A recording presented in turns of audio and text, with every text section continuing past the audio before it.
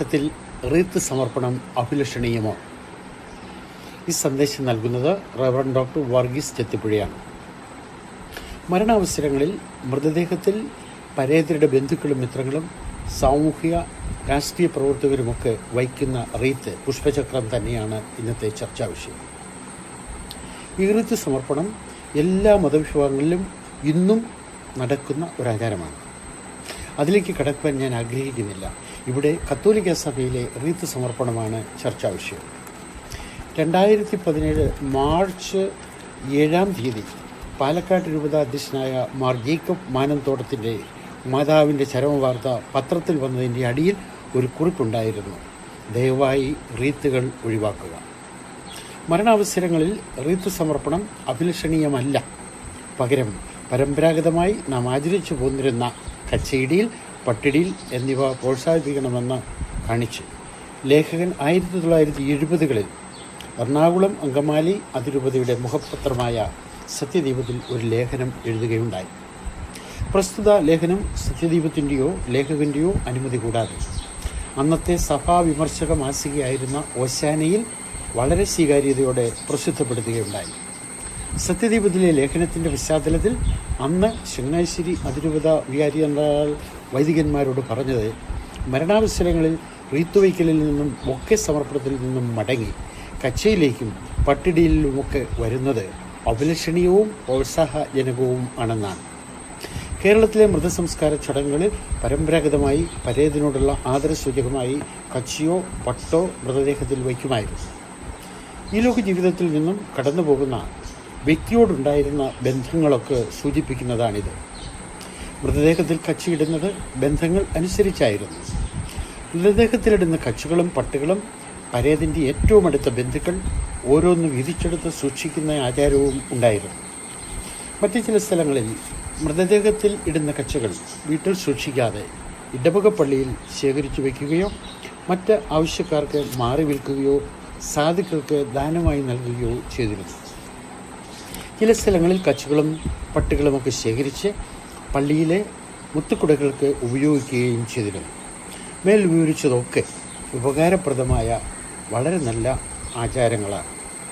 പരമ്പരാഗതമായി കച്ച ഇടിയിലും പട്ടിടിയിലുമൊക്കെ മാറി ഇന്ന് സർവ്വസാധാരണമായി മൃതദേഹത്തിൽ ബൊക്കകളും റീത്തുകളും പുഷ്പചക്രം, ശോശപ്പ, ഒരു വെളുത്ത ചതുരത്തുണിയിൽ കുരിശോ മറ്റെന്തെങ്കിലുമോ ഒക്കെ തയ്ച്ചു പിടിപ്പിച്ചത് വയ്ക്കുന്ന രീതിയാണ് കണ്ടുവരുന്നത്. നല്ല തുക മുടക്കി വാങ്ങുന്ന മേൽ വിവരിച്ചതൊക്കെ അടുത്ത ദിവസങ്ങളിൽ തന്നെ നശിച്ചു പോകുന്നതും മൃതർക്കോ ബന്ധുക്കൾക്കോ സിമിത്തേരികൾക്കോ യാതൊരുവിധ ഉപകാരവും ഇല്ലാത്തതുമാകുന്നു. ഇതൊക്കെ വീട്ടുകാർക്ക് പ്രയാസമുണ്ടാക്കുന്നു, സിമിത്തേരികളിൽ പ്രശ്നങ്ങൾ ഉണ്ടാക്കുന്നു, പ്രകൃതി മലിനീകരണത്തിന് കാരണമാകുന്നു. അതുപോലെ മൃതദേഹത്തിൽ വയ്ക്കുന്ന ശോശപ്പ യാതൊരു പ്രയോജനവുമില്ലാത്തതുമാകുന്നു.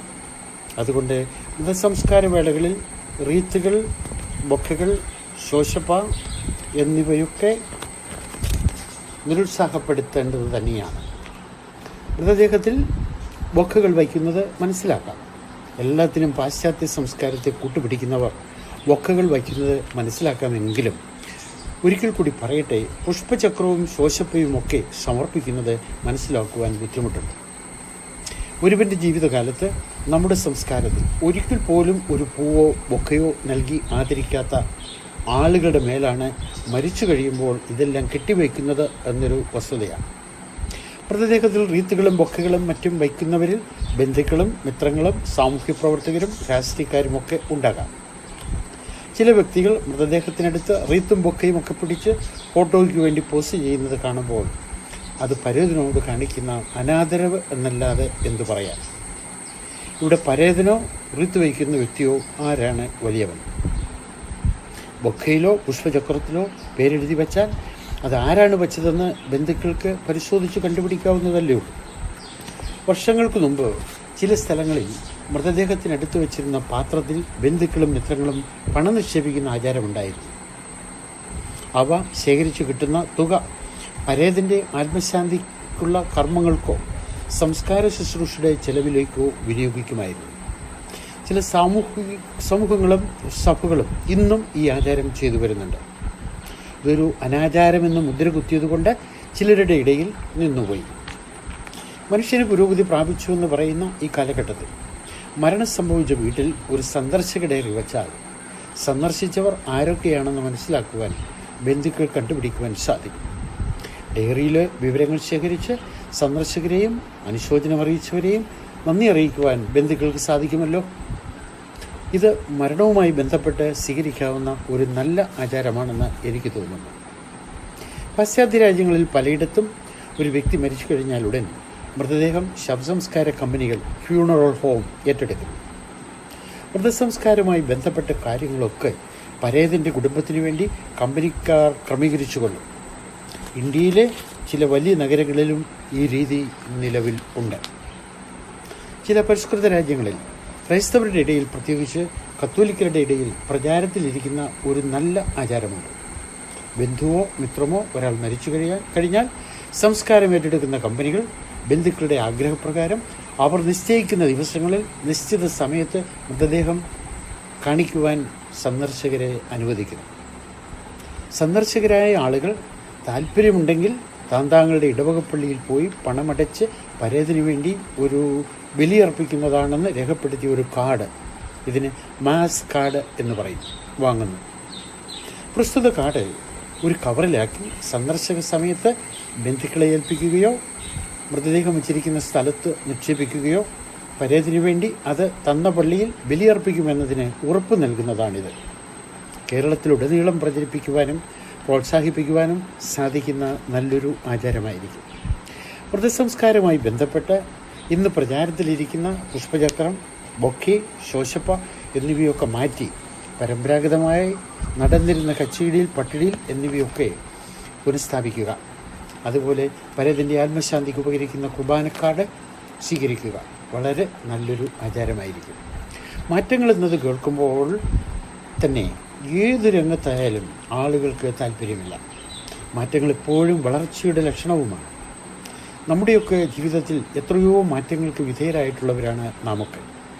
നമ്മുടെ നാട്ടിലെ മത, സാമൂഹിക, രാഷ്ട്രീയ രംഗത്തൊക്കെ ഹാരാർപ്പണം ഒരു വലിയ ആചാരമായിരുന്നു. അതിന് മാറ്റം വരുത്തി ജനോപകാരപ്രദമായ ഷാളുകളും കതർമാലകളും ഒറ്റപ്പൂക്കളും നൽകി ആളുകളെ ആദരിക്കുന്ന രീതിയായി. ഇതൊരു നല്ല ചുവടുവയ്പ്പായി എനിക്ക് തോന്നുന്നു. കേരളത്തിലെ സഭയുടെ രംഗത്തും ഇതുപോലുള്ള മാറ്റങ്ങൾ പ്രതീക്ഷിക്കുന്നത് കൊണ്ടാണ് പരമ്പരാഗതമായിട്ടുണ്ടായിരുന്ന ചിലതൊക്കെ മാറ്റി മനുഷ്യോപകാരപ്രദമായ കാര്യങ്ങളിലേക്ക് തിരിയണമെന്ന് സൂചിപ്പിക്കുന്നത്. നല്ല കാര്യങ്ങൾ ജനങ്ങളെ അറിയിക്കുവാനും ഇടവകകളിൽ നടപ്പിലാക്കുവാനും ഇടവക വികാരിമാരും സഭാ നേതൃത്വവുമൊക്കെ മുൻകൈ എടുക്കണമെന്നാണ് എൻ്റെ വിനീതമായ അഭിപ്രായം.